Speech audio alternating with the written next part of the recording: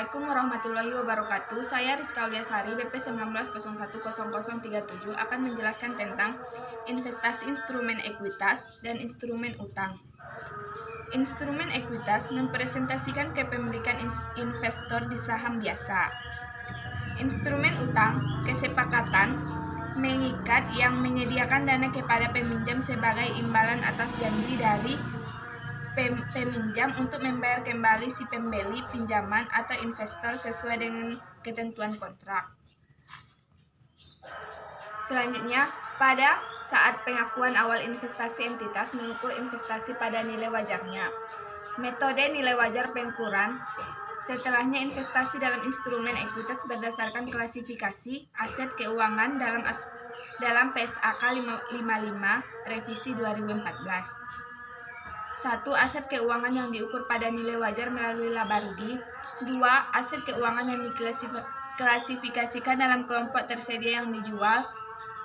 Metode nilai wajar penghentian pengukuran yaitu apabila entitas menjual investasi yang memenuhi kriteria penilaian pengukuran, maka selisih harga nilai tercatat investasi dan harga jual diakui sebagai laba atau rugi di tahun berjalan. Selanjutnya, metode nilai wajar pengukuran setelahnya menggunakan harga perolehan berdasarkan PSAK 55 revisi 2014. Apabila dalam kondisi nilai wajar instrumen entitas tidak dapat ditentukan nilai wajarnya secara andal, maka investasi instrumen ekuitas tersebut dicatat pada harga perolehan.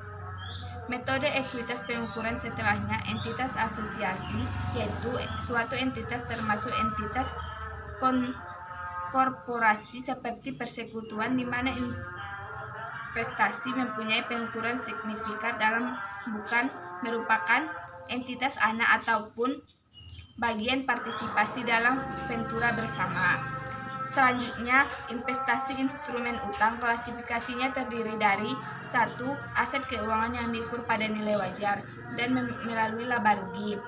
2. Investasi dalam kelompok dimiliki hingga jatuh tempo. 3. Pinjaman yang diberikan dan piutang. 4. Aset keuangan yang diklasifikasikan dalam kelompok tersedia yang dijual.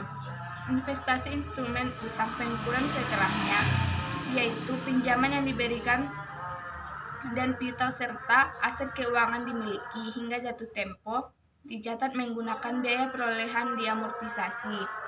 Selanjutnya, investasi instrumen piutang penghentian pengukuran apabila terjadi penghentian perusahaan melakukan penjualan investasi, maka entitas menghitung keuntungan atau kerugian yang timbul dari penjualan tersebut.